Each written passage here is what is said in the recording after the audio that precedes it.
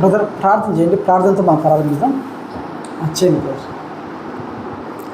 పరిశుద్ధుడా, దయగలిగిన నా తండ్రి, సర్వకృపానిధియగు నా ప్రభువా, నీకు వందనాలు. నా తండ్రి, నిన్న నేడు రేపు ఏకరీతిగానున్న మారని మార్పులేని దేవుడవని నీకు కృతజ్ఞతాస్తుతులు చెల్లిస్తూ ఉన్నా.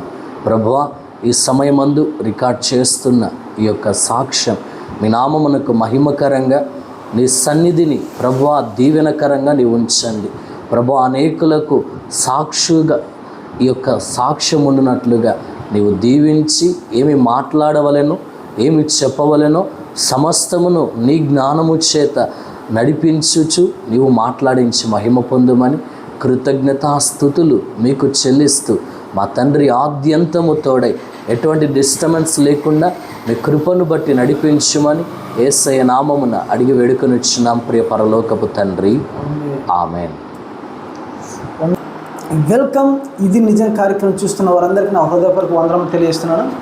మన మధ్యలో జై చంద్రారెడ్డి గారి పాస్టర్ గారు మన మధ్యలో ఉన్నారు.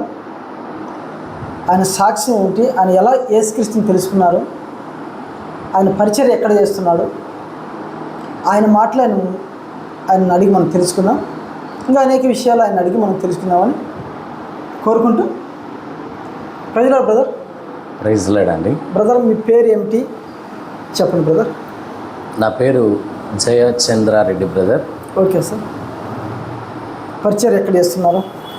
నేను కడప ప్రాంతంలో రవీంద్రనగర్ ఏరియాలో పరిచర్య ప్రారంభించి దేవుని కృపను బట్టి పరిచర్య చేస్తూ ఉన్నాను బ్రదర్. ఓకే అయ్యగారు, మరి మీరు ప్రారంభంలో యేసుక్రీస్తుని ఎలా తెలుసుకున్నారు? మొదట అంటే నేను యేసు ప్రభులోనికి రాకమునుపు ఒక అన్యుడిగా ఉన్నా.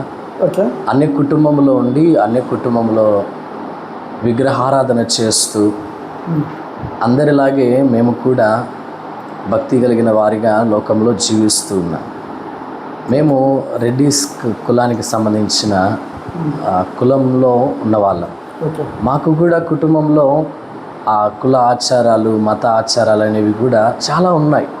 అయితే నా చిన్నతనంలో 5 ఏళ్ల వయస్సు అప్పుడు నాకు కొన్ని అనివార్య కారణాల వల్ల కళ్ళకు అలర్జీ అనేది వచ్చింది బ్రదర్. ఓకే. కళ్ళకు అలర్జీ అని వచ్చినప్పుడు పుట్టుకతో బ్లైండ్ కదా? కాదు బ్రదర్. Okay okay. మధ్యలో వచ్చినప్పుడు 5 ఏళ్ళప్పుడు అలర్జీ అని వచ్చింది. ఆ 5 ఏళ్ల వయస్సు అప్పుడు అలర్జీ వచ్చినప్పుడు డాక్టర్లకు చూపించారు. వాళ్ళు వయసు వచ్చే కొద్దీ తగ్గుతాయి, ఏం కాదు, 18 ఏళ్ళు 17 ఏళ్ళు వయస్సు వస్తే ఆటోమేటిక్గా అలర్జీ అనేది కంట్రోల్ అవుతుంది, నో ప్రాబ్లం, తప్పకుండా బాగవుతుంది అని చెప్పి ప్రతి డాక్టర్ అదే చెప్తూ వచ్చారు. ఓకే. అయితే రాను రాను క్రమేపీ వయసు పెరిగే కొద్దీ చూపు కూడా మందగిస్తూ వస్తూ ఉంది. ఓకే. చూపు తగ్గుతూ వస్తూ ఉంటే మా పేరెంట్స్ కూడా చూసి చాలామంది డాక్టర్లను కన్సల్ట్ అయ్యారు. కడపలో ఉన్న ప్రతి ఒక్క డాక్టర్ని, అలాగే తిరుపతి, చెన్నై, హైదరాబాద్, తెనాలి, ఇలా చాలా ఏరియాస్లో ఉన్నటువంటి డాక్టర్లను కూడా కన్సల్ట్ అయ్యి అందరి సలహాలు తీసుకొని మెడిసిన్ కూడా మంచిగానే వాడుతూ వచ్చా. ఓకే. కానీ ఏం జరిగిందో తెలియదు. కానీ తీరా 18 ఏళ్ళ వయస్సు వచ్చే తల్లికి, అప్పుడు నేను ఇంటర్ ఫస్ట్ ఇయర్లోనికి చదువుతూ ఉన్నా. ఇంటర్ ఫస్ట్ ఇయర్లో చదువుతా స్కూల్కి వెళ్తూ ఉన్నా. అప్పటికే దాదాపుగా చూపు చాలా మందగించింది. ఎంత అంటే 10th క్లాస్ ఎగ్జామ్స్ రాసేటప్పుడు కూడా అసలు ఇంత దగ్గరగా ఎగ్జామ్ ప్యాడ్ పెట్టుకొని రాసేవాడిని. అంత చాలా డిస్టర్బ్ అయ్యేటువంటి వాడిని. ఎందుకు నాకు ఇంత ఇదిగా అయిపోతుంది చూపు? నేను వాడే అద్దాలు కూడా సోడాబుడ్డి అద్దాలుగా ఒక్కొక్కటి చాలా లావుగా ఉండేటివి బ్రదర్. అంత అద్దాలు పెట్టుకొని నేను ఆ ఎగ్జామ్కి వెళ్తూ ఎగ్జామ్ రాసి ఎలాగో దేవుని కృప వల్ల అప్పుడును కూడా దేవుని కృపయే, ఇప్పుడును దేవుని కృపయే. ఎందుకంటే వాక్యంలో ఆయన కృప నిరంతరము ఉండునని సెలవిచ్చాడు. కాబట్టి నేను అన్యుడిగా నిన్నాను, ఆయన కృపే. ఇప్పుడు దేవుని తెలుసుకున్నప్పుడు కూడా ఆయన కృపే. కాబట్టి అందుకు దేవుని కృప అంటున్నాను. ఎగ్జామ్స్లో మంచిగా పాస్ అయ్యి ఇంటర్లో జాయిన్ అయ్యాను. జాయిన్ అయిన తర్వాత కాలేజీకి వెళ్ళాలంటే చాలా ఇబ్బందిగా ఉండేది. ఎందుకంటే నాకై నేను దారి చూసుకొని వెళ్ళాలంటే వెళ్ళలేకపోయేవాడిని. అట్లని మా ఇంట్లో నా పరిస్థితి చెప్దాము, చూపించుకుందామంటే వాళ్ళు చేయడానికి ఎన్ని ప్రయత్నాలు ఉన్నాయో అన్ని ప్రయత్నాలు చేశారు, ఓకే. కానీ ఏది ఫలితం కనపరాడంలా. సరే ఇంకా చివరికి ఎట్లా ఒకట వెళ్తా ఉన్నా, ఆఖరికి కాలేజీలో లెక్చరర్స్ ద్వారా కొట్టించుకొని బోర్డు పైన రాసేవి కనపరాక, నేను బుక్స్లో రాసుకోలేక దారిలో వెళ్తున్నప్పుడు కూడా ఒక్కోసారి నా ముందు ఎవరన్నా నా కాలేజ్ ఫ్రెండ్స్ ఉంటే వాళ్ళు వెళ్తా ఉంటే వాళ్ళని, నా ముందు వెళ్తున్న వాళ్ళని చూసుకొని నేను దారిలో వెళ్ళేవాడిని. ఓకే. అంత ఒకనొక రోజైతే యాక్సిడెంట్ అయ్యి రోడ్లో బస్ కింద పడే పరిస్థితి వచ్చింది. ఇంకా చెప్పాలంటే చూసుకోకుండా ఒక ఎద్దుల బండి దారిలో ఆపి ఉంటే కనపరాక తీరా దగ్గరికి వెళ్ళి ఒక అడుగు దూరంలో ఆ ఎద్దుల బండి దగ్గర ఎద్దులకు ఎదురుగా ఆపి భయపడి మళ్ళీ ఇంటికి వచ్చిన. ఇట్లా చాలా సందర్భాలలో ఇంటర్ ఫస్ట్ ఇయర్ అంతా చాలా నలిగిపోయినా, ఇంకా చేత కాదమ్మా నాకు అని ఏడుస్తా ఇంట్లో కూర్చొని బాధపడతా ఉంటే అని మళ్ళీ అప్పుడు మా ఇంట్లో వాళ్ళు ఒకసారి మళ్ళీ పోయి చెకప్ చేయిద్దామని చెప్పి మళ్ళీ హైదరాబాద్కి తీసుకొని వెళ్తే ఇంకా సివియర్ అయిపోయింది, కళ్ళకు గ్లోకోమా అటాక్ అయింది, కెరటోకోనస్ అని వచ్చింది, రెటీనా ట్రాన్స్ప్లాంటేషన్ చేయాలా అని చెప్పి right side I retina transplant చేసినారు. రెటీనా మారిస్తే 3 నెలల్లోపు మెల్లిగా నీకు చూపు పెరుగుతుంది అని చెప్పి ఆపరేషన్ కూడా సక్సెస్ అయింది. ఇది 2012 జనవరి 31వ తేదీ ఆపరేషన్ జరిగింది. దాని తర్వాత 3 months వరకు ఎవ్రీ వీక్ హైదరాబాద్కి చెకప్కి వెళ్తూ ఉన్నా. ఆ వెళ్తున్న టైంలో కూడా చూపు కొంచెం కూడా ఇంక్రీజ్ అవ్వాలి కదా, ఏమాత్రం ఇంక్రీజ్ కాల. ఎందుకు ఇలా అవుతా ఉందని చెప్పి ఒక నెల పోయిన తర్వాత డాక్టర్లను మరలా క్వశ్చన్ చేస్తే అప్పుడు డాక్టర్లు ఏమో మాకు కూడా తెలియడం లేదు, మరలా ఒకసారి చెకప్ చేద్దామని చెప్పి మళ్ళీ అన్ని ఫస్ట్ కానించి అన్ని చెకప్స్ మళ్ళీ చేసినారు. అప్పుడు నరాలు చెకప్కు మళ్ళీ పంపించినారు.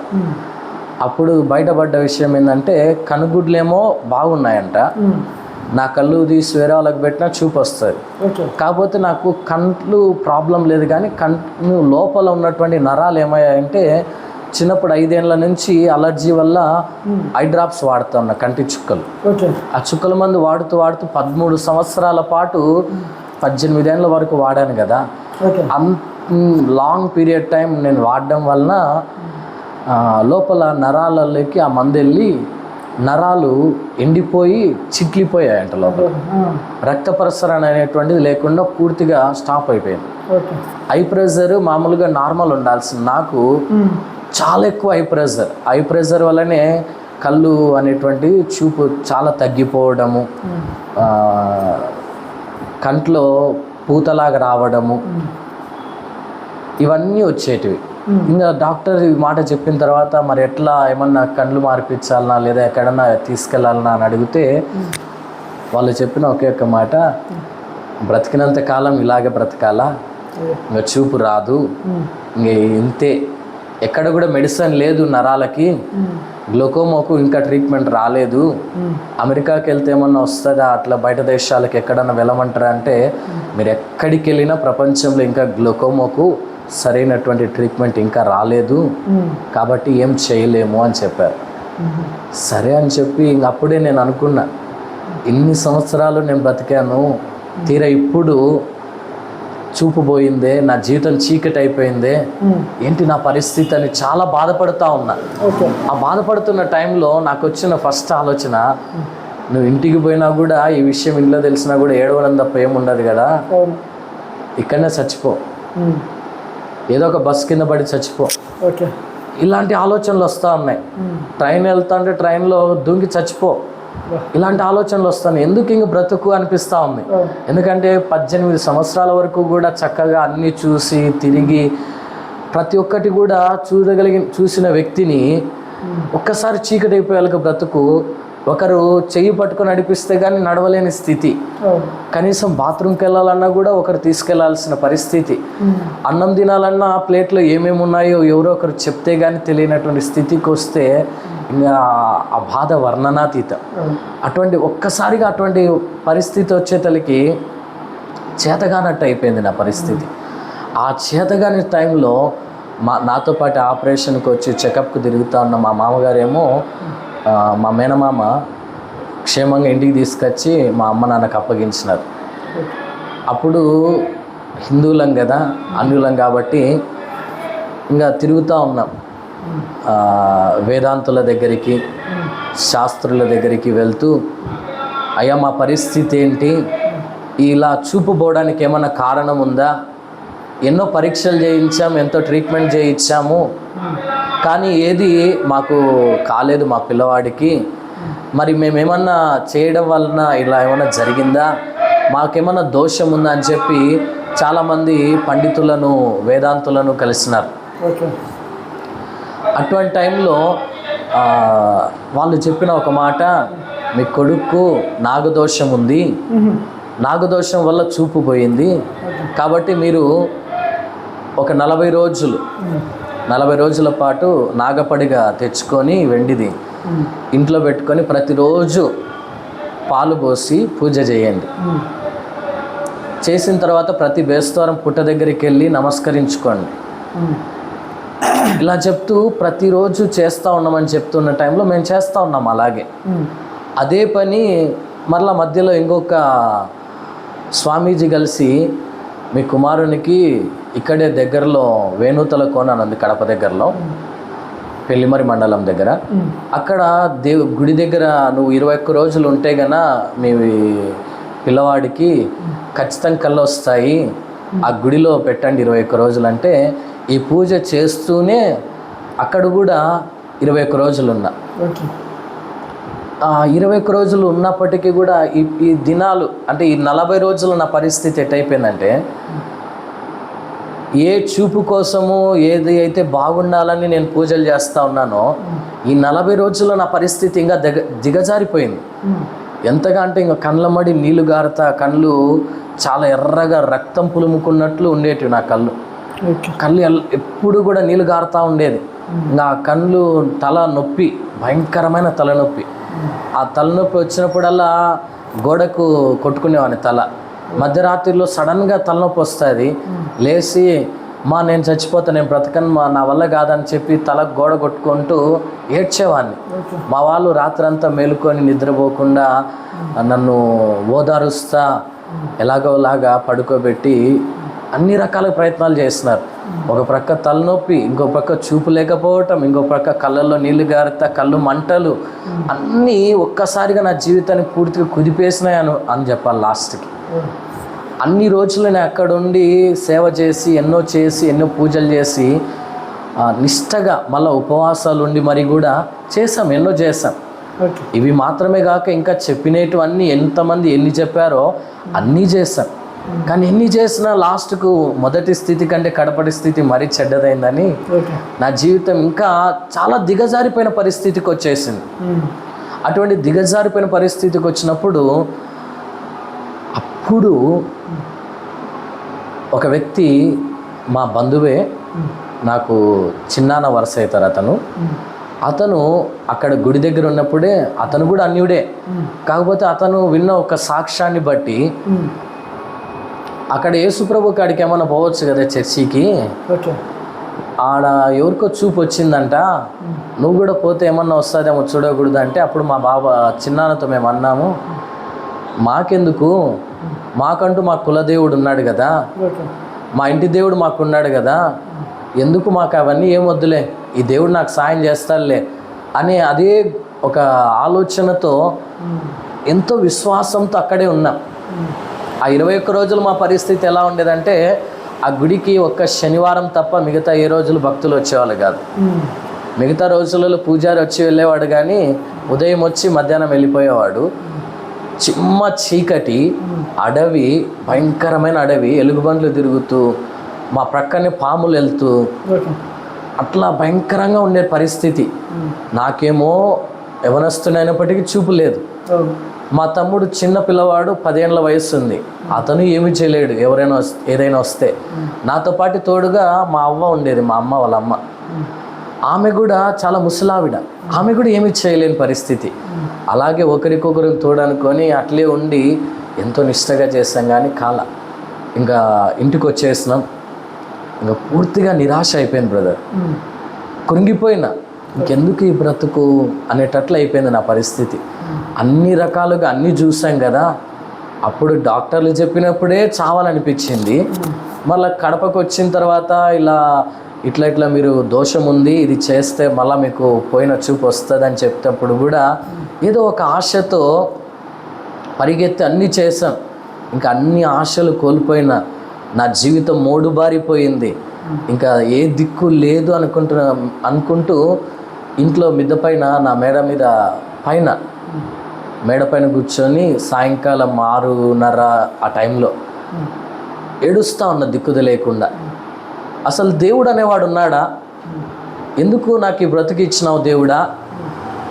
ఓ ఫలానా దేవుడా అని చెప్పి అన్య దేవతల యొక్క పేర్లన్నీ చెప్తూ నాకు సహాయం చేయి దేవుడా, ఎందుకు నాకు ఈ పరిస్థితి అని చెప్పి ఈ తల నేలకేసి కొట్టుకుంటా రక్తం కారుతా ఉన్నా, అట్లే కొట్టుకుంటా నువ్వు ఇస్తావని నేను ఇట్లే చచ్చిపోవాలన్నా, ఏంది నా పరిస్థితి అని ఏడుస్తా ఉన్నా మిద్ద పైన కూర్చొని. అసలు దేవుడు అనేవాడు ఉన్నాడా? అసలు దేవుడే లేడు. నా పరిస్థితి ఇట్లా అవుతుందా దేవుడు ఉంటే గానా? కనీసం ఎవడన్నా చూసేవాడు ఉన్నాడు అక్కడ, ఒక్క దేవుడన్నా అని అనిపించింది. ఈ మధ్యకాలంలో నేను అక్కడ పూజలు అన్నీ చేసుకొని అన్నీ అయిపోయిన తర్వాత కొంతమంది నా స్నేహితులు కలిసి దర్గాకు వెళ్దాంరా, నమాజ్ చేద్దాము, అట్లయినా దేవుడు కనికరిస్తాడేమో చూద్దామని చెప్పి నా స్నేహితులు దర్గాకు కూడా దొరకబోయారు. ఉదయము సాయంత్రము అలా మధ్యాహ్నం నమాజులు కూడా చేసుకునేవాడిని ఇంటికాడ కూర్చొని. అట్లా ఏదో తెలియని ఏదో ఒక ప్రార్థన అక్కడ కూడా చేసిన. ప్రతి బేస్తవారము దర్గాకి వెళ్తూ అక్కడ కూడా ఇది చేసిన. ఎన్ని చేసినా చివరికి నాకు ఫలితం మాత్రం శూన్యం. ఏ పరిస్థితి మొదట ఉన్నిందో కనీసం ఆపరేషన్ చేయించుకున్నప్పుడు ఉన్నంత చూపు కూడా చివరికి లేకుండా పోయింది. చాలా దిగజారిపోయి ఇంకా ఆ మిద్దె పైన కూర్చొని ఏడుస్తూ ఉన్న టైంలో నాకేమి కనపరాదు. అటువంటి టైంలో ఎవరో నన్ను చూస్తున్నారన్న అనిపించి ఒక్కసారి ఇట్లా ఆకాశం వైపు చూశాను కదా, మొత్తం చీకటి. ఆ చీకట్లో ఒక సిలువ నేను చూస్తూ ఉన్నా. అప్పుడు నాకు తెలియదు ఏంది ఇది అనిపించినప్పుడు చర్చిల మీద సిలువలు ఉంటాయి కదా, ఆ సిలువ గుర్తొచ్చింది. ఓహో, యేసు ప్రభు గుర్తు కదా సిలువ అంటే.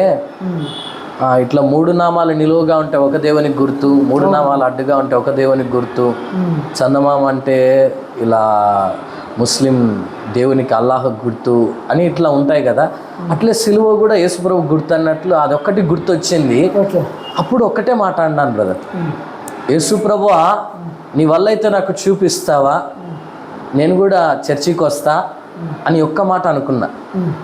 అప్పుడు కూడా నా ఇంటర్నల్ ఫీలింగ్ ఏంటంటే, నాలో కనీసం ఈయనైనా సాయం చేస్తే చూపు వస్తే మళ్ళీ నా ఫ్రెండ్స్తో కలిసి నేను ఎంజాయ్గా బాగా చక్కగా తిరగచ్చు, సినిమాలకు షికార్లకు వెళ్ళొచ్చు, బాగా ఎంజాయ్ చేయొచ్చు. ఎందుకంటే యవ్వన ప్రాయం కదా, 18 ఏళ్ళ వయస్సు అంటే ఇంకా మంచి పాపంలో పడ్డానికి యవనస్తులు మంచి అవకాశం కలిగిన వయస్సు. అటువంటి వయస్సులో ఉండి అదే ఆలోచనలే ఉన్నాయి ఇంకా. అయితే అప్పుడు ఏం జరిగిందో తెలియదు బ్రదర్. అప్పటి వరకు కూడా నేను అనుకుంటా ఉన్నా, నాకు ఈరోజు వస్తే చూపు వచ్చింది, లేకుంటే చచ్చిపోతే మేలు, ఎందుకు నేను బ్రతికున్నంత కాలం నన్ను చూసినప్పుడల్లా మా వాళ్ళు బాధపడుతూనే ఉంటారు, నాకు జీవితం అంతా బాధే, ఇలా ఎందుకు అనుకొని చాలా బాధపడుతూ ఉన్నా. ఆ బాధ చేతితో ఇట్లా తుడిపేసినట్లు ఆ క్షణమంది ఆ మాట ఆ సిలువను చూసి చెప్పానో లేదో, హృదయంలో నుంచి అంతవరకు ఉన్నటువంటి ఆ ఆవేదన, దుఃఖము, బాధ అంతా ఒక్కసారి కొట్టివేయబడింది కదా. అదే మొదటిసారి నా జీవితంలో నేను అనుభవించినటువంటి నెమ్మది. 18 సంవత్సరాల నా జీవిత కాలంలో ఏ ఒక్కరోజు అటువంటి నెమ్మది, శాంతిని అనుభవించాల. అంతవరకు చచ్చిపోవాలన్న ఆలోచన ఉన్న నా మైండ్లో ఏదో బ్రతకాలన్న కోరిక ఆ క్షణమందు కలిగింది. ఆ శాంతి అనేటువంటిది నాకు వచ్చినప్పుడు నెమ్మదిగా ఇంట్లోకి వెళ్ళి పడుకున్నా. ఖచ్చితంగా ఒక వారం తర్వాత మా అమ్మమ్మ వాళ్ళ ఊరు నుంచి ఒక ఫోన్ కాల్ వచ్చింది.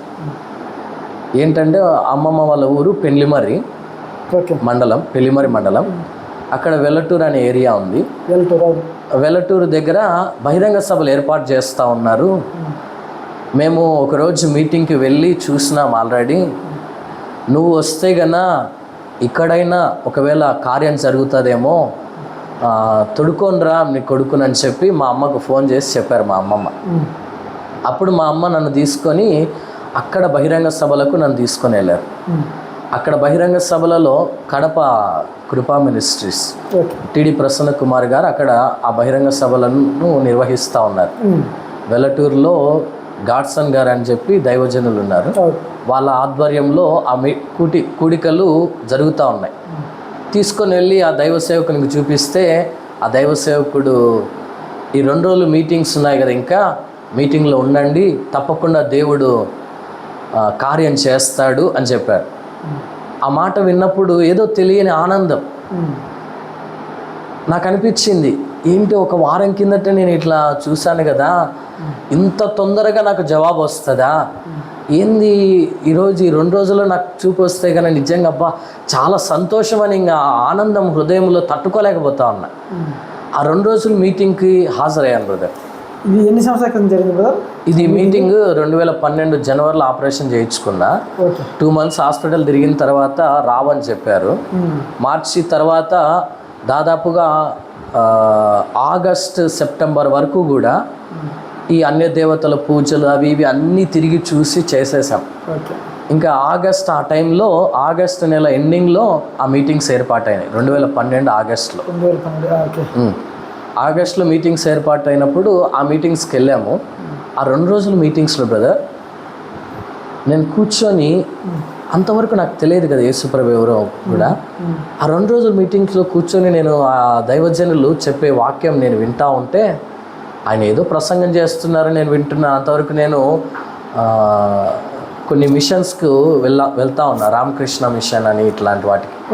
అక్కడ ప్రసంగాలు ఇస్తూ ఉంటారు కదా, అట్లే ప్రసంగాలు అనుకొని నేను వింటా ఉన్నా క్యాజువల్గా. వింటా ఉంటే ఆ అవునండి, మొట్టమొదటిసారి నేను ఆ మీటింగ్కి హాజరవడం కూడా మొదటిసారి నా లైఫ్లో. అంతవరకు చర్చి బయట నుంచి చూసేవాని కానీ ఎప్పుడు కూడా చర్చిలకు కూడా అడుగు పెట్టలేను. అయితే కుల ద్వేషం అనేటువంటిది ఎప్పుడు కూడా ఏమీ లేదు, కానీ నా స్నేహితులు చాలామంది క్రైస్తవులే ఉన్నప్పటికీ కూడా ఎప్పుడు కూడా ఆ ఆలోచన అయితే రాలే మాకు. అయితే ఆ మీటింగ్లో నేను కూర్చొని వాక్యం వింటూ ఉన్నాను. నా జీవితం ఒక తెరిచిన పుస్తకం లాగా వాక్యంతో దేవుడు నాతో మాట్లాడుతూ ఉన్నాడు బ్రదర్. అంటే నేను పుట్టినప్పటి నుంచి ఆ 18 ఏళ్ల కాలంలో నేను ఎలా జీవించాననేది నాకు ఆ వాక్యంలో చూపించినాడు. నా బ్రతుకు ఎలా ఉండేది, నేను ఎటువంటి పాపాలు చేసినా అనేటువంటిది ఆ వాక్యంలో చూపించినాడు. నేను ఎలా ఆలోచిస్తున్నాననేది కూడా ఆ వాక్యంలో చూపించినాడు దేవుడు. ఆ వాక్యం అంతా దేవుడు నాతో మాట్లాడుతూనే ఉన్నాడు అనిపించింది. ఏంది, ఎవరు నన్ను చూస్తున్నారా అని ఒక్కసారిగా వెన్నులో వణుకు పుట్టింది. ఏంది, నా ఇంట్లో నా తల్లిదండ్రులకు కూడా తెలియనటువంటి నా అంతరంగ రహస్య జీవితాలు కూడా ఈయన చూశాడా, ఈయనకి ఎవరన్నా నా గురించి సీక్రెట్గా చెప్పారా అని అట్లా అనిపించింది. అయితే ఆ రోజు 2వ రోజు కూడిక అది. ఆ రోజు అలా అనుకొని ప్రార్థన చేసుకొని వెళ్ళిపోయాను. 3వ రోజు కూడికలో కూడా మరలా హాజరయ్యాను. ఆ 3వ రోజు కూడికలో ప్రార్థన సమయంలో ఒక గొప్ప వెలుగు నా మీదకి దిగి రావడం నేను కన్నులారా చూసిన బ్రదర్. ఆ వెలుగును వర్ణించడం కూడా సాధ్యం కాదు. ఆ వెలుగు, ప్రకాశమానమైనటువంటి వెలుగు నా మీదకి దిగి వచ్చినప్పుడు నాకు తెలియకుండానే మోకాల మీద పడి, నేను పాపిని, నన్ను క్షమించు ప్రభువా, నేను పాపిని ప్రభువా అని దేవుని దగ్గర ఏడుస్తూ ఉన్నా. ఆ ఏడుపు అంతవరకు ఏదో ఒక మూల నేను తప్పు చేసినాననే ఫీలింగ్ ఉండేది, కానీ ఆ ఫీలింగ్ కూడా ఆ రోజు కొట్టివేయబడింది. చూపు అయితే రాలా, ఇంకా అప్పటికి చూపు రాలా. ఇది 2012 ఆగస్టు జరిగింది. తర్వాత కడప ప్రాంతంలోనే ఇట్లా పలానా కృపా మినిస్ట్రీస్ ఉంటుంది, అక్కడికి వెళ్ళండి అని చెప్పి అనౌన్స్ చేస్తే, కడపే కదా మంది, వెళ్దాం అనుకొని కడపకు వచ్చేసినాం. ఇంటికి వచ్చి 2 నెలలు ప్రయత్నించాం బ్రదర్ మందిరానికి వెళ్ళడానికి. ఏదో ఒక ఆటంకం. 2 నెలల పాటు మందిరానికి వెళ్దామని రెడీ కావడం, తీర మందిరానికి బయలుదేరినప్పుడే ఏదో ఒక పనిబడి, గొడవ జరిగి, కొట్లాటలై ఆగిపోతూ ఏదో ఒక ఇబ్బంది జరుగుతూ వచ్చేది. ఓకే. ఎట్టకేలకు 2 నెలల తర్వాత అక్టోబర్లో దేవుడు తన దగ్గరికి రావటానికి కృప ఇచ్చినాడు బ్రదర్. ఎందుకంటే వాక్యంలో ఉంటుంది కదా, యోహాను స్వార్తలో రాయబడి ఉంటుంది, దేవుడు ఒకనికి కృప అనుగ్రహిస్తేనే తప్ప ఎవడును నా యొద్దకు రాలేడు అని. దేవుడు నాకు కృప అనుగ్రహించినాడు ఆ రోజు నేను ఆయన దగ్గరికి రావడానికి. నేను వచ్చిన ఆ రోజు శుక్రవారం సాయంకాలం కూడికలో కూర్చోండి ప్రార్థన చేద్దామని చెప్పినారు. వెళ్ళాను బ్రదర్. ఆ కూడికలో కూర్చొని ఉన్నప్పుడు అంతవరకు నా పరిస్థితి కోసం నేను ఏడవడం చూసిన, నా పరిస్థితి కోసం నా ఇంట్లో వాళ్ళు ఏడవడం చూసిన, నా పరిస్థితి కోసం నా బంధువులు ఏడవడం చూసిన, అయ్యో వీని పరిస్థితి ఇలా అయిపోయిందే అని. మొట్టమొదటిసారి నా కోసం ఇంకొకరు ఏడవడం ఆ రోజు నేను చూసిన బ్రదర్. అప్పుడు నాకు నిజంగా అనిపించింది, క్రైస్తవులు అంటే నిజంగా ప్రేమకు గురుతా ఇదే అనిపించింది బ్రదర్. ఎందుకంటే నా కోసము అసలు వాళ్ళని నేను ఎప్పుడూ చూడలేదు, రొమ్ము కొట్టుకుంటా ఎంతగా ఏడుస్తున్నారంటే కనీసం అలా బాధపడుతూ ఏడ్చిన పరిస్థితి నా తల్లిదండ్రులు కూడా ఒకవేళ ఏడ్చినారేమో, అంత రొమ్ము కొట్టుకుంటూ ఏడ్చిన పరిస్థితులు ఆ రోజు నేను చూసిన ఆ సంఘంలో. ఆ ప్రేమ నన్ను కదిలించింది బ్రదర్. తర్వాత ఆదివారం క్రమం తప్పకుండా మందిరానికి వెళ్తూ ఉన్నా, దేవుడు వాక్యంతో మాట్లాడుతూ బలపరుస్తూ వస్తూ ఉన్నాడు. ఇలా 1-2-3 నెలలు గడిచిన తర్వాత బ్రదర్ డిసెంబర్ వచ్చింది. డిసెంబర్ 31st నైట్ దేవుని సన్నిధిలో నేను కనిపెడుతున్నప్పుడు దేవుడు అప్పుడు మొదటిసారి దేవుడు నన్ను దర్శించి నాతో ఆ రోజు వాక్యం ద్వారా మాట్లాడినాడు బ్రదర్. ఆ వాక్యం ద్వారా మాట్లాడి ధైర్యపరచి, అంతవరకు నిరాశలో ఉన్నా, ఏం చేయాలో తెలియని స్థితి, కానీ ఆ రోజు దేవుడి వాక్యం ద్వారా మాట్లాడిన మాట నన్ను నిజంగా ధైర్యపరిచింది బ్రదర్. నేను నీకు తోడై ఉన్నాను భయపడకుము అనే మాటతో దేవుడు బలపరచి వాగ్దానం ఇచ్చినాడు. నిజంగా దేవుడే ఆ రోజు నుంచి నేటి వరకు తోడుగా ఉన్నాడు. నేను దేవుని ఎదుట ధైర్యంగా చెప్తా ఉన్నా, ఏ చూపు కోసం అయితే యేసు ప్రభుని నమ్ముకొని యేసు ప్రభు లోనికి వచ్చానో, యేసు ప్రభు దగ్గరకు కాదు యేసు ప్రభు లోనికి వచ్చానో, అప్పటి నుంచి యేసు ప్రభు దగ్గరికి వచ్చినప్పుడు కూడా ఇంకా నాకు చూపు రాలేదే, చూపిస్తే బాగుండు అనిపిస్తూ ఉన్నింది. కానీ యేసు ప్రభు లోనికి వచ్చిన తర్వాత అర్థమైంది, నిజమైన గురుడితనము ఇది కాదు, ఆత్మీయ నేత్రాలు మూయబడిన వారిదే నిజమైన గురుడితనము. ఎందుకంటే కొరింథీ పత్రికలో రాస్తూ అంటాడు కదా, యుగ సంబంధమైన దేవత సత్యమును గ్రహించకున్నట్లు వారి మనోనేత్రములకు గురుడితనము కలగచేసింది అనే విషయం. ఈ మాట నేను కాదు బ్రదర్. అప్పటికి నాకు 2012 డిసెంబర్ నుంచి 2014 వరకు కూడా ఆ 1.5 సంవత్సరం పాటు నేను బైబిల్ చదవాల. కేవలం వాక్యాల ద్వారా నేను విన్నమే కానీ బైబిల్ అనేది చదవాల. నాకు బైబిల్ ఎలా చదివించుకోవాలనేది చేతకాల. మా తమ్ముడా చిన్నపిల్లవాడు, తనకు సరిగ్గా చదువు రాదు, ఇంకా చిన్నతనమే కాబట్టి ఎంత మహామేధావులైనప్పటికీ కూడా మామూలు పుస్తకాలు అనర్గళంగా చదవగలుగుతారు, కానీ బైబిల్ చదవాలంటే ఎవరికైనా కష్టం. అటువంటిది చిన్న పిల్లవాడు వాంతో చదివించుకుందామంటే చేతకాల. ఇంకా చేతగానటువంటి పరిస్థితిలో ఏడుస్తూ ఉన్నా, ప్రభా నాకు బైబిల్ ఇంటే ఇప్పించు ప్రభా, ఎలాగైనా దానికోసం బ్రెయిలీ లిపి అన్న చదువుదామని కూడా అప్పుడు ఆలోచన వచ్చింది. ఇప్పుడు నాకు సాధ్యమవుతుందా, సరే అది కూడా ఆలోచన పక్కన పెట్టేసిన. ఇలా జరుగుతూ ఉండగా ఒకరోజు మీటింగ్ జరుగుతూ ఉంది బ్రదర్. ఆ మీటింగ్లో నేను కూర్చొని చూస్తూ ఉన్నప్పుడే నా కళ్ళు మూసుకొని మీటింగ్లో కూర్చొని చూస్తూ ఉన్నా, మామూలుగా శ్రద్ధగా వాక్యం వింటూ ఉన్నా. ఒక్కసారిగా గొప్ప వెలుగు వచ్చి ఆ వెలుగులో ఒక కన్ను నన్ను చూస్తున్నట్లుగా అనిపించాలకి ఉలిక్కిపడినా, ఏంది ఇది అని. మళ్ళీ కళ్ళు మూసుకుంటే అదే కన్ను, మళ్ళా ఏంది అని జాగ్రత్తగా చూస్తే నాకేం కనపడడం లేదు, కానీ ఆ కన్ను మాత్రం కనిపిస్తుంది. ఆ కన్నులో మంటలు మండుతూ ఉన్నాయి. ఓకే. ఏంది ఇది ఇంత కోపంగా ఎవరు చూస్తున్నారు నా వైపు అని చూస్తూ ఉన్నా. అప్పటికి నాకు అర్థం కాల. సరే అని చెప్పి కొన్ని నెలలు గడిచిపోయింది. నేను సహవాసాలలో పరిచయమై కొన్ని సహవాసాలకు వెళ్తూ ఆ సంఘంలోనే సిస్టర్స్ ఫెలోషిప్లో, బ్రదర్ ఫెలోషిప్లో, కొన్ని టీమ్స్ ప్రేయర్ సెల్స్లో పాల్గొంటూ ముందుకెళ్తా ఉన్నా. అప్పుడు నాకు ఒక ఆడియో బైబిల్ అనేటువంటిది వేరే బ్రదర్ ద్వారా నాకు అందించబడింది బ్రదర్. ఓకే. అదే మొదటిసారి ఆడియో బైబిల్ తీసుకోవడం. ఆ మొదటిసారి ఆడియో బైబిల్ ఆ మెమరీ టేప్ సీడీలు ఉన్నాయి కదా బ్రదర్, అప్పుడు విసిడీల ద్వారా ఇచ్చిన్నారు. ఆ విసిడి పెట్టుకొని చూస్తే అది ఎప్పుడో పాతది. ఎంతో సంతోషంగా ఇంటికి వచ్చి విసిడీలో ప్లే చేస్తే డివిడీలో అది కట్ అవుతా వస్తాను వాక్యం.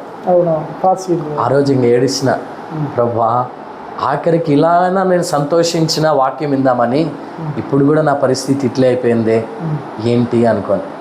మళ్ళీ ఒక్క నెలకే మెమరీ కార్డ్ ద్వారా అప్పుడు ఆడియో బైబిల్ వచ్చింది బ్రదర్. ఆ మెమరీ కార్డులో అదే సంఘంలో వేరే తెలిసిన సహోదరుడు ఆడియో బైబిల్ ఎక్కిచ్చిచ్చాడు. మెమరీ కార్డులో కంటిన్యూగా దేవుని వాక్యం వింటా ఉన్నా. వింటా వస్తూ ఉంటే ప్రకటన గ్రంథం 1వ అధ్యాయంలో ఒక మాట నేను చూసిన బ్రదర్. ఆ మాట ఏంటంటే, ఆయన అపరంజి వంటి పాదములు కలిగిన వాడు, అగ్ని జ్వాలల వంటి నేత్రములు కలిగిన వాడు అనే మాట. అక్కడ ఆగిపోయిన బ్రదర్. ఎందుకంటే కొన్ని నెలల ముందు సంఘంలో నేను కూర్చొని వాక్యం వింటా ఉన్నప్పుడు ఒక దర్శనం, అగ్ని జ్వాలల వంటి నేత్రం. ఆ నేత్రం నన్ను చూస్తున్నట్లుగా. అప్పుడు ఏంది ఇది అని భయపడి ఎవరితో చెప్పుకోలే. తర్వాత నేను వాక్యం చదువుతున్నప్పుడు నాకు కనపచ్చిన మాటను బట్టి నేను అర్థం చేసుకునేది ఏంటంటే, ఆ మాట దగ్గర నేను నిలబడి ఆలోచిస్తున్నప్పుడు నాలో ఒక స్వరం, నా కుమారుడా జయచంద్ర, నిన్ను నేను చూస్తూ ఉన్నాను, భయపడకుము, నీవు గ్రుడ్డివాడవు కాదు. కన్నులుండి నన్ను ఎరగనటువంటి వారే గ్రుడ్డివారు. నీవు గ్రుడ్డివాడవు కాదు, నా కృప నీకు చాలును, నీవు లేచి బయలుదేరు అనే స్వరం నా అంతరంగమందు నేను విన్నాను బ్రదర్. ఆ స్వరం నేను విన్నప్పుడు ఎంత అద్భుతంగా ఉందంటే, ప్రపంచాన్ని అంతటిని జయించినంత సంతోషం ఆ సమయంలో కలిగింది. ఎందుకంటే నేను ఆ వచనాన్ని చూస్తూ, ప్రభువా నువ్వు నన్ను చూస్తున్నావు కదా, నేను కూడా నీ సాక్షిగా ఉంటాను ప్రభువా, నాకు కూడా చూపిస్తే నేను కూడా ఇదిగో దేవుడు నాకు ఈ కార్యం చేస్తున్నాడని చెప్పి నేను కూడా వెళ్ళి ప్రకటిస్తా కదా అని నేను ఏడుస్తూ ఉన్నా. అప్పుడు విన్న స్వరం అది, నా కృప నీకు చాలును, లేచి బయలుదేరాను. నేను ఆ కృపను బట్టి ఇంకా ఆ రోజు నుంచి ఈ రోజుటి వరకు ప్రభు ఎదుట ధైర్యంగా చెప్తున్నా, చూపు లేదే అని ఏ రోజు నేను బాధపడలేదు బ్రదర్. ఎందుకంటే మనుష్యులు పైరూపమును లక్ష్య పెట్టుదురు కానీ యెహోవా హృదయ అంతరంగములో నెరిగిన వాడని. నాకు దేవుడు పైరూపాన్ని చూస్తే చూపు ఇలేదు కానీ మనుష్యుల హృదయములను, వారి మనస్సును ఎరుగుటకు అంతరంగ నేత్రములను దేవుడు నాకు ఇచ్చినాడు బ్రదర్. అది దేవుడు నాకు ఇచ్చిన ఫస్ట్ గిఫ్ట్. దాని తర్వాత దేవుణ్ణి తెలుసుకొని, నేను ఇంతవరకు చెప్పినా కదా, ఆ దేవునిలోకి రాకముందు భయంకరమైన తలనొప్పి ఇవన్నీ చెప్పాను కదా. మందిరంకి వచ్చిన తర్వాత మందులు వాడుతూ ఉన్నా, తర్వాత కూడా చెకప్ చేయించుకున్నా. కనీసము బ్లైండ్ అనే సర్టిఫికేట్ అన్న తెచ్చుకొని పెన్షన్కి అప్లై చేసుకుందామని చెకప్కి వెళ్తే రిమ్స్కి, అక్కడ డాక్టర్లు చెప్పిన ఒక మాట ఏంటంటే బ్రదర్, నువ్వు ఇంతకాలం మందులు వాడావు కదా, ఇక మీదట కూడా నువ్వు బ్రతికినంతకాలం జీవితాంతం ఈ మందులు వాడుతూనే ఉండాల్సిందే. ఈ మందులు ఒకవేళ నువ్వు ఆపేస్తే నీ కళ్ళు కరిగి లొట్టలైపోతాయి. ఆ కళ్ళు కరిగి లొట్టలైపోతాయి.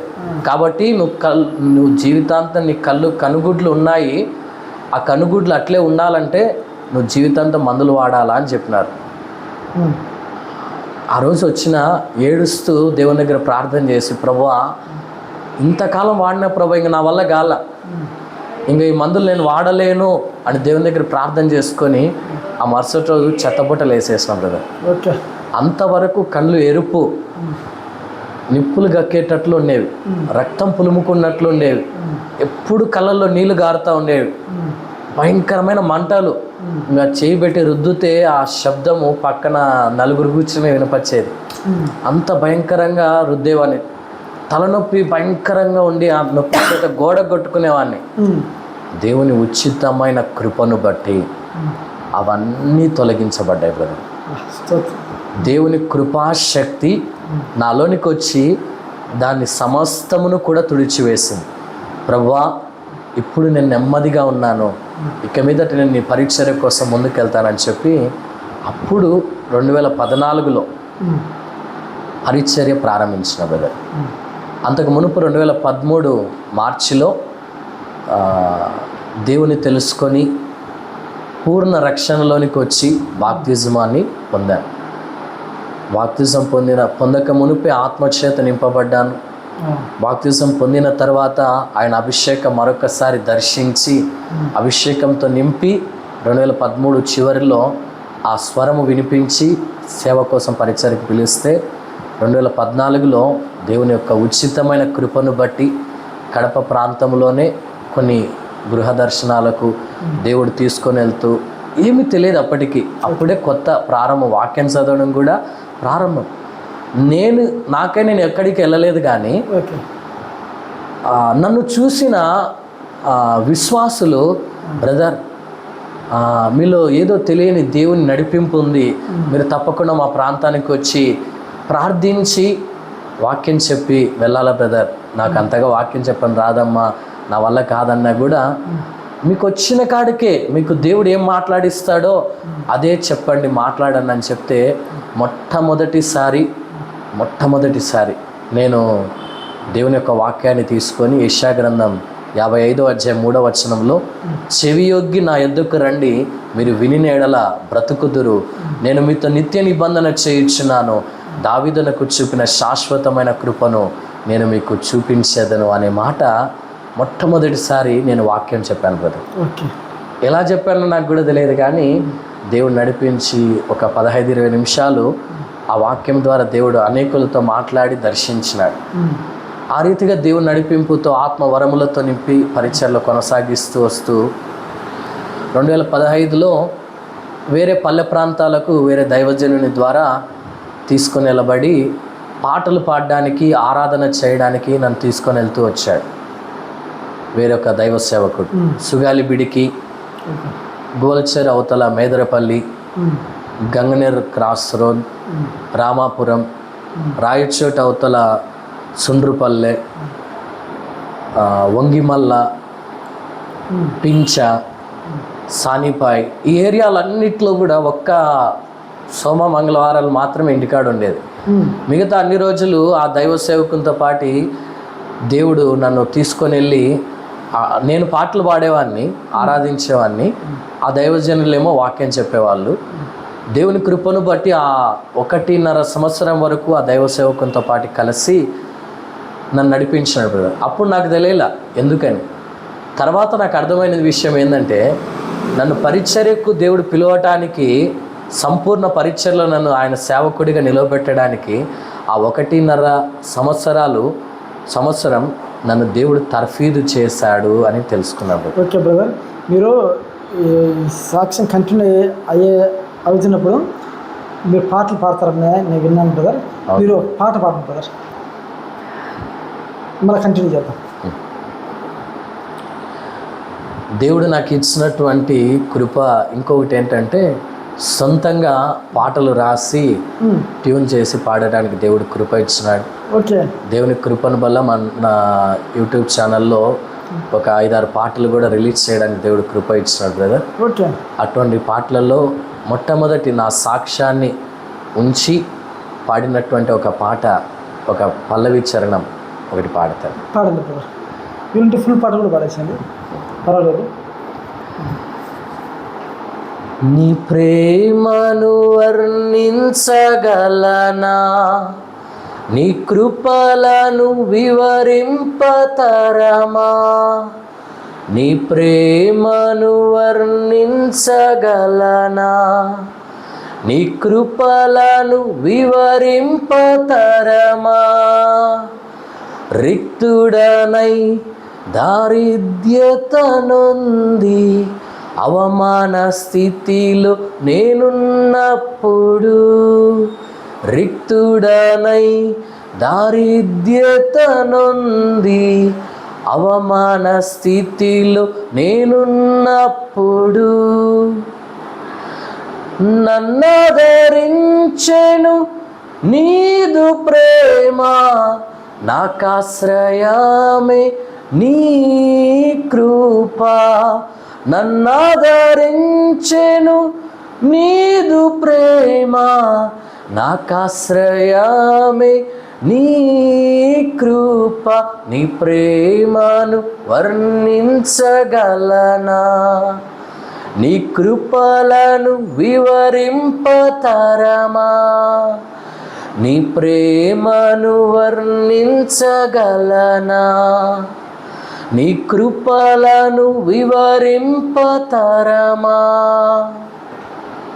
శాపములో పాపపు కూపములో పడి నశించిపోతూ నేనున్నప్పుడు, శాపములు పాపపు కూపములో పడి నశించిపోతూ నేనున్నప్పుడు, నన్ను విడిపించెను నీదు ప్రేమ, నన్ను రక్షించే నీ కృప.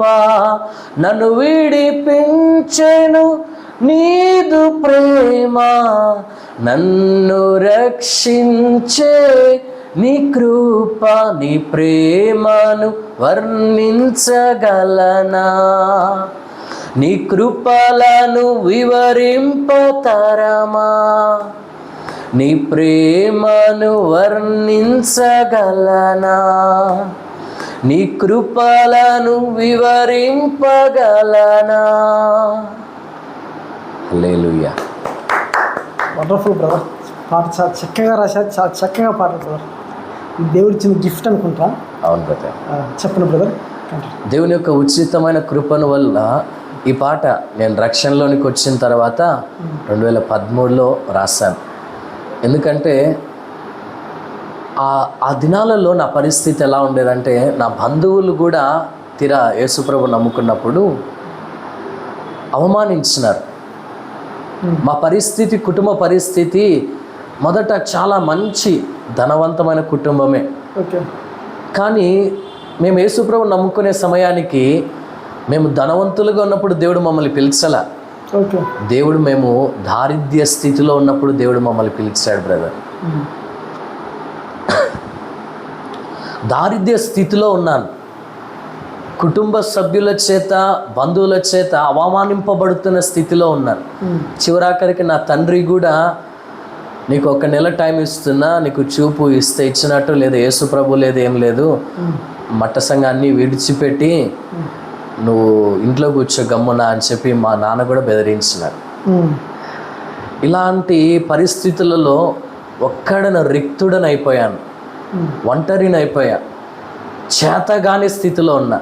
అప్పుడు దేవుని ప్రేమ నన్ను దర్శించి, నన్ను ధైర్యపరచి, ఆశ్రయమై, ఆధారమై, నా పాపము నుంచి నన్ను విడిపించి, రక్షించి, నా రోగములో నన్ను స్వస్థపరచి, నాకు ఓదార్పునిచ్చినటువంటి ప్రేమ, కృప ఆయన దాన్ని తలంచి అప్పుడు రాసిన మొదటి పాట బ్రదర్. అటువంటి పాటలు దేవుని కృప వల్ల చాలా రాయటకు దేవుడు కృప ఇచ్చాడు. వాటన్నింటిని బట్టి దేవునికి స్తోత్రం. అయితే 2016 ప్రారంభంలో దైవజనులు ప్రసన్న కుమార్ గారు ప్రార్థన చేస్తూ ఉన్నారంట, నాకు తెలియదు. ఈ సహోదరుని సేవకు తీసుకోవాలన్నా అని దేవుని దగ్గర అడుగుతున్నప్పుడు కొన్ని నెలల నుంచి దేవుని మాట చొప్పున ఆ దైవజనునికి దేవుడు నడిపించాడు. నాతో కూడా దేవుడు మాట్లాడి, నేను నిన్ను సేవకు పిలుచుచున్నానని చెప్పి వాక్యం ద్వారా మత్తయి 10:8 ప్రకారం, దయ్యములను వెళ్ళగొట్టుటకును, రోగులను స్వస్థపరచుటకు, మృతులను లేపుటకును, కుష్ఠరోగులను శుద్ధులుగా చేయుటకును నేను నీకు అధికారం ఇచ్చి ఉన్నాను. ఉచితముగా పొందితిరి, ఉచితముగా ఇయ్యుడి. మీరు నశించిన ఇశ్రాయేలీయుల యొద్దకు వెళ్ళి ఈ సువార్త ప్రకటించండి అని చెప్పి యేసుప్రభు వారు పంపిస్తారు. ఆ వచనము ద్వారా దేవుడు నాతో మాట్లాడి సేవకు పిలిచాడు బ్రదర్. Okay brother. అదే టైంలోనే ప్రసన్న కుమార్ గారు కూడా దైవజనులు నన్ను పరిచర్యకు ఆహ్వానించడం, నన్ను నమ్మి ఒక ప్రాంతాన్ని సేవకు అప్పగించడం, ఆ ప్రాంతంలో 16, 17, 2 సంవత్సరాలు దేవుని కృపను బట్టి పరిచర్య చేశాం. తర్వాత 2018వ సంవత్సరంలో సుగాలిబిడికి అనే ప్రాంతంలో తిరిగి అదే దైవజనుల యొక్క బ్రాంచెస్లో ఒక బ్రాంచ్లో నేను సేవకుడిగా అక్కడ నియమించబడ్డాను. 2018 నుంచి కూడా గడిచిన 2024 జనవరి వరకు కూడా అదే ప్రాంతంలోనే పరిచర్య చేస్తూ ఉన్న దేవుని యొక్క పిలుపును బట్టి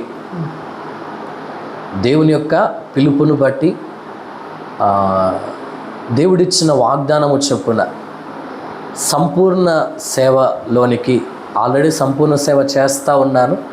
అయితే అంతవరకు సంపూర్ణ సేవ అని నేను ఎందుకంటున్నానంటే ఒకరి ఆధ్వర్యంలో జీతము తీసుకుంటూ పనిచేస్తూ ఉన్నా.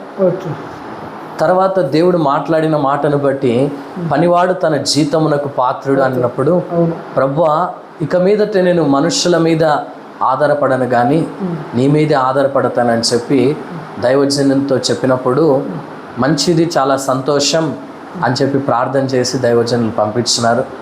దేవుని యొక్క ఉచితమైన కృపను బట్టి ఇప్పుడు 2024 నుంచి పోయిన సంవత్సరం ఫిబ్రవరి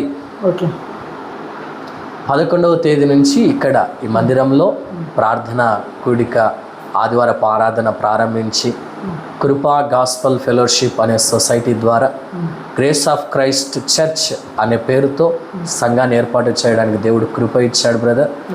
దేవుని కృపను బట్టి 1.5 సంవత్సరమునకు పైగా సేవలు నడిపించాడు. ఎప్పుడు ఊహించలేదు కానీ కేవలం సంఘ పరిచర్య ఒకవేళ నేను చేస్తానేమో అనుకున్నాను కానీ 2 సార్లు బహిరంగ సభలు చేయటం కూడా దేవుడు కృప ఇచ్చాడు. అంటే నేను ఎందుకు చెప్తున్నానంటే ఒకప్పుడు దారిద్ర్య స్థితి, రిక్తమైన స్థితి, అవమాన స్థితి. ఈరోజు అదే దేవుడు ఆ దారిద్ర్య స్థితిలోనే నన్ను ఉంచక తోకగా ఉన్న ఒకప్పుడు ఇప్పుడు నా కుటుంబ సభ్యులలో దేవుడు తలగా మార్చాడు. దేవుని యొక్క కృపను బట్టి అవమానింపబడిన దానికంటే నీ అవమానమునకు ప్రతిగా రెట్టింపు ఘనత నేను నీకు ఇచ్చేదనని, నీ నిందకు ప్రతిగా పూదండని నేను నీకు ఇచ్చేదనని చెప్పినట్లుగా అవమానించబడిన వాళ్ళ మధ్యనే దేవుడు ఘనతనిచ్చాడు. నిందించబడిన చోటనే పూదండను ధరింపచేసి ఆయన కృపను బట్టి, ఉచితమైన ఆయన కృపను బట్టి సేవలో పరిచయలో బలపరిచి వాడుకుంటా ఉన్నాడు బ్రదర్.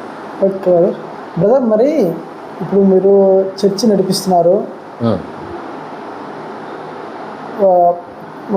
అప్పటి నుంచి దేవుడిని నమ్ముకున్నప్పటి నుంచి కంటిన్యూ చేస్తున్నారు. అవును బ్రదర్. కంటిన్యూ చేస్తున్నప్పుడు మామూలుగా మీ దగ్గరకు వచ్చి విశ్వాసం ఉన్నారు కదా, వాళ్ళు బ్రదరు మీరు చర్చికి వెళ్తున్నారు, సేవ చేస్తున్నారు కదా, మరి మీరు ఎందుకు, మరి మీకు చూపు ఎందుకు రాలేదు, రానప్పుడు మరి ఎందుకు ఆ దేవుడిని మీరు ఎందుకు మళ్ళీ మీరు సేవిస్తున్నారు, ప్రార్థిస్తున్నారు అని ఎవరిని అడిగారా? చాలామంది అడిగారు బ్రదర్. చాలా మంచి ప్రశ్న అది. చాలామంది అడిగారు. చాలామందికి కూడా నేను చెప్పిన ఒకే ఒక్క సమాధానం, కళ్ళుండి నువ్వు చేయగలిగింది ఏంటి చెప్పండి అని అడిగాను. వండర్ఫుల్. అన్నప్పుడు వాళ్ళకి ఏం మాట్లాడలేకపోయారు. ఎందుకంటే ఓకే, ఒక కళ్ళుండి వాళ్ళు చేయగలిగినటువన్నీ నేను చేయగలుగుతా ఉన్నా. ఓకే, లేకపోయినా ఏం చేయగలుగుతున్నారు బ్రదర్ అంటే, నా స్నేహితులకు నాతో కూడా జత పనివారిగా ఉన్న వారికి తెలుసు, ఊహించిందరు 2 కిలోమీటర్ల వరకు నా ప్రక్కన సహోదరుడు కూర్చొని చెప్తా ఉంటే ట్రాక్టర్ తోలాను బ్రదర్. ఓకే, తోలగలుగుతానన్న నమ్మకం నాకు లేదు, కానీ తోలగలిగాను. బైక్ నడపగలిగాను. ఇంట్లో లేదా ఎక్కడైనా ఇప్పుడు ప్రజెంట్ సంఘంలో అయినా మొత్తం కరెంటు వర్క్ కానీ సౌండ్ సిస్టమ్ వర్క్ కానీ అన్నీ నేనే కనెక్షన్స్ ఇచ్చుకుంటాను. ఓకే, ఇంటి వరకు ఏ కరెంటు వర్క్ ఉన్నా నేనే చేసుకోగలుగుతాను. ఎంతమంది చేసుకోగలుగుతున్నారు? అదేగాక దేవుని కృప వల్ల 2018లో వివాహమైంది బ్రదర్. 2018లో. ఓకే. 2018లో వివాహమైంది. అప్పుడు కూడా దేవుని చిత్తం నడిపింపు అడిగి వివాహమునకు కొనసాగి జరిగించాం. అప్పుడు వివాహ సమయంలో కూడా దేవుని నమ్ముకున్నటువంటి వాళ్ళు కూడా నువ్వు పెళ్లి చేసుకుంటావా అంటే ఎలా చూస్తున్నారంటే, నువ్వు సాకగలుగుతావా, నువ్వు పోషించగలుగుతావా, నువ్వు కుటుంబాన్ని సంసారాన్ని నడిపించగలుగుతావా అని నా బంధువులు కానీ లేదా ఎగతాళిగా అవమానించినట్టు మాట్లాడారు. అయితే దేవుని యొక్క ఉచితమైన కృపను బట్టి చక్కటి ఆశీర్వదించబడిన కుమార్తెను దేవుడు నాకు భార్యగా ఇచ్చినాడు. వివాహమైన తర్వాత ఆమె నాకు సహకారిగా ఉండి దేవుని యొక్క కృపలో 2016-17 2 సంవత్సరాలు కూడా ఒంటరిగానే ఎంతోమంది తోడుగా ఉంటారు పరిచర్యలో, మళ్ళీ వెళ్ళిపోతూ వస్తూ ఉన్నారు, మధ్యలో విడిచిపెట్టి వెళ్ళిపోతూ ఉన్నారు. ఇంకా ఆ సమయం అంతా వదిలి వెళ్ళిపోయినప్పుడల్లా కన్నీళ్ళే. ఇంకా దేవుని దగ్గర ఏడుస్తూ ఉన్న, ప్రభువా నాకంటూ శాశ్వతంగా ఒక సహకారి నాకు ఇవ్వు ప్రభు, పరిచర్లో వివాహం చేయమని అయితే అడగలే, సహకారి కావాలా ప్రభా, తోడులో జత పనివాడిగా నాకు ఒకరు నీ ప్రభు అని అడుగుతా ఉన్నా.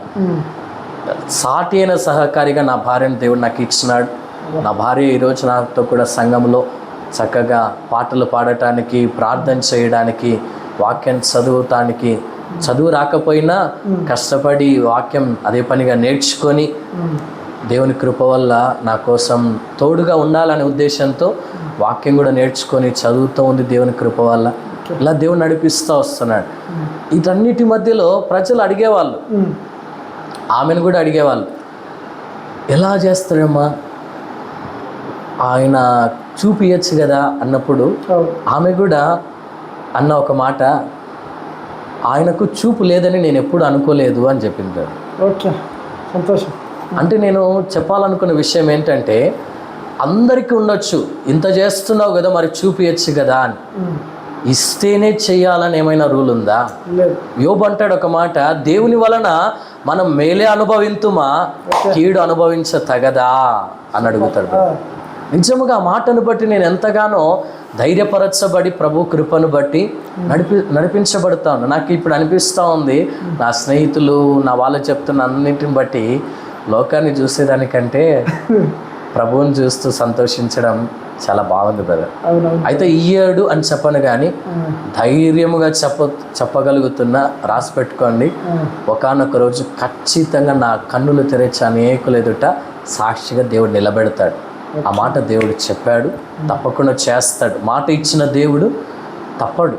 ఆయన దాన్ని తప్పడానికి అబద్ధం ఆడటకు నరుడు కాదు కదా, ఆయన సత్యవంతుడు, ఖచ్చితంగా చేసి తీరుతాడు. దేవుని కృప వల్ల నా మనోనేత్రములు తెరచి, మనుషులకు కలిగినటువంటి గుడితనం కాదు కానీ మనుషులకు ఉన్నటువంటి గుడితనం దేవుడు నాకు ఇలా, దేవుని యొక్క నేత్రములు నాకు ఇచ్చి అన్నిటినీ కూడా చూడటానికి దేవుడు కృప ఇచ్చినారు బ్రదర్. ఇప్పుడు మీ దగ్గర బైబిల్ ఉంది కదా, బైబిల్ మీరు చదవగలరా? ఈ బైబిల్ చదవలేను బ్రదర్, ఆడియో బైబిల్ ద్వారానే. ఇప్పుడు లేటెస్ట్గా ఆండ్రాయిడ్ మొబైల్ వచ్చింది కదా, ఆండ్రాయిడ్ మొబైల్లో ఉన్న బైబిల్ టాక్ బ్యాక్ అని ఉంటుంది ఒక ఆప్షన్, దాని ద్వారా మొత్తం, ఒకప్పుడు కీప్యాడ్ మొబైల్ మెమరీ ద్వారా ఆడియో బైబిల్ వింటా ఉన్నా, ఇప్పుడు యాప్ స్టోర్స్ ఇవన్నీ వచ్చాయి కదా, దేవుని కృపను బట్టి ఏం చేత కానీ నేను కూడా ఈరోజు మొబైల్ ఆపరేట్ చేయడానికి ఆండ్రాయిడ్ మొబైల్ దేవుడు కృప ఇచ్చినాడు. దాంట్లో చక్కగా బైబిల్ చదువుకోవడానికి ఆప్షన్స్ ఉన్నాయి. ఇప్పుడు మీరు ఆ బైబిల్ మామూలుగా యాప్ ద్వారా మీరు అక్షరాలు గుర్తుపెట్టి చదవగలరా? చదవచ్చు బ్రదర్, ట్రై చేయాలి. ఆ మొబైల్ చెప్తుంది, అంటే ఏ వచనానికి వెళ్తున్నామో ఆ వచనాన్ని మొబైలే చదివి వినిపిస్తుంది మనకి. అలా నేను స్పష్టంగా ఆ వాక్యాన్ని చదువుకొని దేవుని యొక్క కృపను బట్టి ఆయన నడిపింపులో ముందుకు సాగుతూ ఉన్నాడు. Wonderful brother.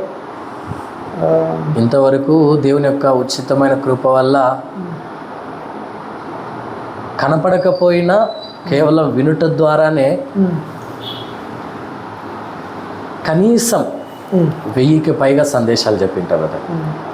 ఓకే బ్రదర్, ఇప్పటికీ ఎంతమంది సువార్త మీరు అందించారు మీ ద్వారా?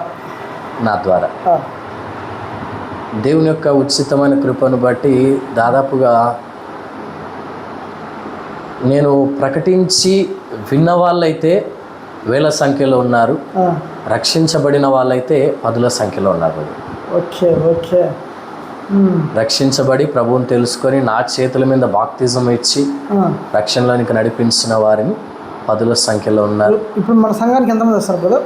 మన సంఘానికి 30 మంది దానికి వస్తారు బ్రదర్. ఓకే. కడప నుంచి మాత్రమే కాకుండా చుట్టుపక్కల పల్లెల నుంచి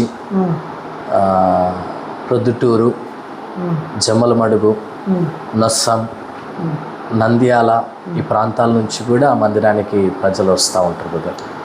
మన పరీక్షల్లో ప్రతి నెల 7వ తేదీ ప్రత్యేకంగా ఉపవాస ప్రార్థన కూడిక జరుగుతుంది. ప్రతి నెల 7వ తారీఖు. ఓకే. ఆ సమయంలో మాత్రం అన్ని ప్రాంతాలలో ఉన్నటువంటి అందరూ కూడా దాదాపుగా ఒక 50 నుంచి 60 మంది దాకా కూడుకొని కొనసాగుతారు కదా. రెగ్యులర్గా మందిరానికి 20 నుంచి 30 మంది సంఘానికి హాజరవుతూ ఉంటారు. ఓకే. సరే బ్రదర్, టైం అవుతుంది. చివరిగా నేను కొన్ని విషయాలు చెప్తానుకున్నా. చెప్పండి. వీక్షకులు చెప్తున్నా, చూశారు కదా బ్రదర్ గారు పాస్టర్ జయచంద్రారెడ్డి గారు, ఇంతవరకు ఆయన సాక్షి ఉన్నారు కదా. కళ్ళు లేనప్పటికీ వేల మంది సువార్త ప్రకటిస్తూ సంఘాన్ని నడిపిస్తూ అనేకులకు ఆశీర్వాదకరంగా ఉన్నాడు. కళ్ళు చిన్నప్పటి నుంచి లేనప్పటికీ అటువంటప్పుడు కళ్ళున మనం ఏం చేస్తున్నాం? ఒకసారి మనమే ప్రశ్నించుకోవాలి. కళ్ళుండి మనము లోకంలో ఎన్నో పాపాలు చూస్తున్నాం, కానీ కళ్ళు లేని వ్యక్తి దేవుణ్ణి ఘనపరుస్తూ ఆయన మాటలు మనం విన్నాం కదా. కనుక ఈ కళ్ళు లేని వ్యక్తి ఇంత గొప్ప గొప్ప పరిచయం చేస్తున్నప్పుడు కళ్ళున్న మనము ఇంకా ఎంత గొప్ప పరిచయం చేయాలి? ఒకసారి వీక్షకులారా మనందరూ ఆలోచన చేసుకోవాలి. బ్రదర్, ఇంకా ఏమన్నా చివరి మాటలు ఏమైనా చెప్తారా? నేటి క్రైస్తవ సమాజంలో నానా రకాలైనటువంటి బోధలు, నానా రకాలైనటువంటి పరిస్థితులు, సంఘ సిద్ధాంతాలు ఎన్నో వచ్చాయి. అయితే స్థిరమైనది, శాశ్వతమైనది, ఎల్లప్పుడూ నిలిచేది దేవుని వాక్యం మాత్రమే. ఎందుకంటే ఆ వాక్యము ఆది నుంచి ఉంది. ఆది యందు ఆ వాక్యం దేవుని యొద్ద ఉంది. ఆ వాక్యమే దేవుడై మన మధ్య కృపా సత్య సంపూర్ణుడిగా ఈ లోకానికి వచ్చాడు. ఆయనే ప్రభు అయిన యేసుక్రీస్తు. ఈయన వాక్యం ఉన్నందే ఎవరు ఎన్ని చెప్పినా, సిద్ధాంతాలు ఎన్నున్నా వాక్యాన్ని అనుసరించడం మాత్రం మర్చిపోవద్దు. తప్పకుండా ప్రతి క్రైస్తవుడు కూడా వాక్యమును అనుసరించి నడుచుకొనటం మాత్రమే మనకు ఆశీర్వాదకరం. వాక్యమే శ్రేష్టమైనది, వాక్యమే మనకు జీవం. Thank you brother. Praise Lord. ఇంతవరకు మీ సమయాన్ని ఇచ్చి మీ జీవితంలో దేవుడు చేసిన కార్యాలను బట్టి, ఆయన చేసిన మేలును బట్టి దేవుని స్తుతిస్తూ మీరు మీ సమయాన్ని ఇచ్చి మాతో ఆ సాక్ష్యాన్ని పంచుకున్నందుకు మీకు ప్రత్యేక వందనాలు తెలియజేస్తున్నాను. వందనాలు బ్రదర్. Praise Lord. వందనాలు బ్రదర్. చూశారు కదా, మీకు ఈ సాక్ష్యం నచ్చినట్లయితే లైక్ చేయండి, షేర్ చేయండి, సబ్స్క్రైబ్ చేయండి. చివరిగా పాస్టర్ గారు తన సంఘాన్ని నడుపుతున్నాడు. ఎవరన్నా కానీ ఆ సంఘానికి రావాలనుకున్నప్పుడు మీకు అడ్రస్ ఇస్తాను. అలాగే ఆ పాస్టర్ గారికి పరిచయ విషయంలో ఎవరైనా సహాయం చేయాలనుకుంటే ఆయన ఫోన్ నెంబర్ కూడా నేను డిస్ప్లే చేస్తాను. మీరందరూ ఆయనకు సపోర్ట్గా నిలబడాలని కోరుకుంటూ నా మాటలు ముగిస్తున్నా. వందనా brother. Praise lord. Praise lord. Okay.